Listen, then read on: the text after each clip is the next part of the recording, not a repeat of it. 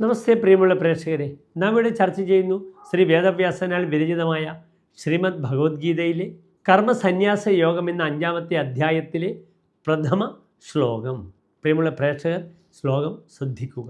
ശ്രീ അർജുന ഉവാച സന്യാസം കർമ്മണാം കൃഷ്ണ പുനർയോഗം ച ശംസസി യശ്രേയ ഏതയോരേകം തന്മേ ബ്രൂഹി സുനിശ്ചിതം. ഇനി ശ്ലോകത്തിൻ്റെ പദച്ഛേദം ശ്രദ്ധിക്കുക. സന്യാസം കർമ്മണാം കൃഷ്ണ പുനഃ യോഗം ച ശംസസി യത് ശ്രേയഃ ഏതയോഃ ഏകം തത് മേ ബ്രൂഹി സുനിശ്ചിതം. ഇനി ശ്ലോകത്തിൻ്റെ അന്വയം ശ്രദ്ധിക്കുക.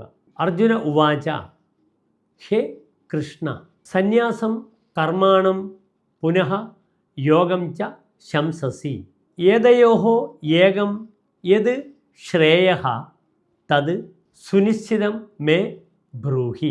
ഇനി ശ്ലോകത്തിൻ്റെ സാരാംശം ശ്രദ്ധിക്കുക. കർമ്മസന്യാസയോഗം എന്ന ഈ അധ്യായത്തിൽ, 5-ാമത്തെ അധ്യായത്തിൽ ആദ്യത്തെ ശ്ലോകത്തിൽ അർജുനൻ ഇപ്രകാരം കൃഷ്ണനോട് പറയുന്നു: അല്ലയോ കൃഷ്ണ, അങ്ങ് കർമ്മസന്യാസത്തെയും വീണ്ടും കർമ്മയോഗത്തെയും പറ്റി പ്രശംസിക്കുന്നു. ഈ 2 യോഗങ്ങളിൽ ഏതാണ് ശ്രേയസ്കരമായിട്ടുള്ളതെന്ന് എനിക്ക് ഉപദേശരൂപേണ നൽകിയാലും എന്നാണ് പ്രസ്തുത ശ്ലോകത്തിൻ്റെ സാരം. നമസ്തേ.